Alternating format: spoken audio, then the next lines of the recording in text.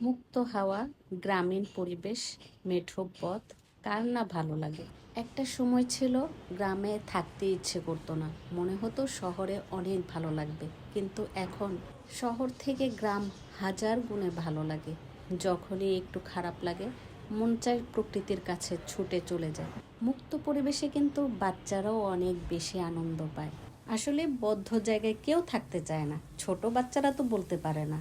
বড়রা তো আমাদের যখন খারাপ লাগে তখন আমরা ছুটে চলে যাই প্রকৃতির কাছে। কিন্তু এই যে ছোট ছোট বাচ্চাগুলো, ওরা যে কি পরিমাণের আনন্দ পায়, এই যে আমাদের ছোট পুচকুটা কি যে আনন্দ পাচ্ছে খোলামেলা জায়গায়, যে মানে কি অবস্থা, সে ছুটোছুটি দৌড়দৌড়ি করতে যে পড়েও যাচ্ছে কিন্তু সে কিছুতেই ব্যথা পাচ্ছে না, এমন অবস্থা করছে, সে খুবই আনন্দ পাচ্ছে। আসসালামু আলাইকুম, আশা করি সবাই ভালো আছেন। আলহামদুলিল্লাহ, আমিও আপনাদের দোয়ায় ভালো আছি।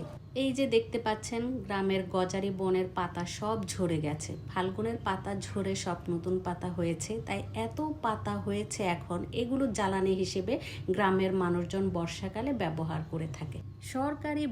সরকারি বনের পাতা যে কেউ কুড়িয়ে নিয়ে যে তারপর জ্বালানি হিসেবে ব্যবহার করতে পারে, এটাই স্বাভাবিক। কিন্তু এখানে এসে শুনলাম অন্য আরেক রকমের কথা। মানে হচ্ছে এই গজারি বন মানে সরকারি বনের পাতাও নাকি তারা টাকা দিয়ে কিনে তারপর কুড়িয়ে সেগুলো জ্বালানি হিসেবে ব্যবহার করবে। আমি এদিকে জিজ্ঞেস করছিলাম আপনারা কতটুকু জায়গা কিনেছেন, মানে পাতা কোরানোর জন্য কতটুকু জায়গা কিনেছে, সেটা আমাকে দেখালো।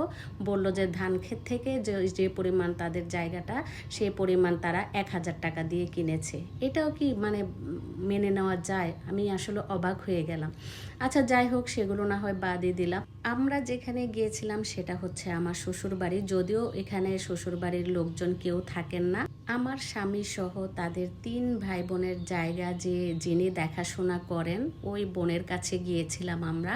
আর এই বোনের কাছে এসে আমাদের এই যে পিচ্চি কি যে আনন্দ করছে দেখতেই পাচ্ছেন। বোনের বাসায় যাওয়ার পরপরই আমাদেরকে গাছের বড়ই দিল, মানে এটা হচ্ছে আমার শ্বশুর বাড়ির শ্বশুরের লাগানো গাছ ছিল, সেই গাছের বড়ই কিন্তু আগেই তুলে রেখেছিল, তারপর আমরা যাওয়ার পর আমাদেরকে বড়ইগুলি দিল।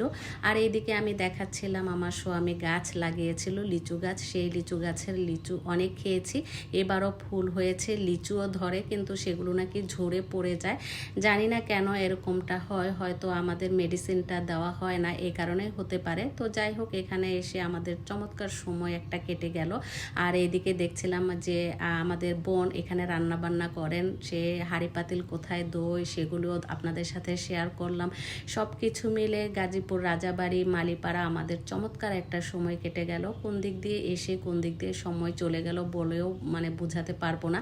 এত ভালো লাগা কাজ করে যখন গ্রামে যাই। যাই হোক, এখন আপনাদের কাছ থেকে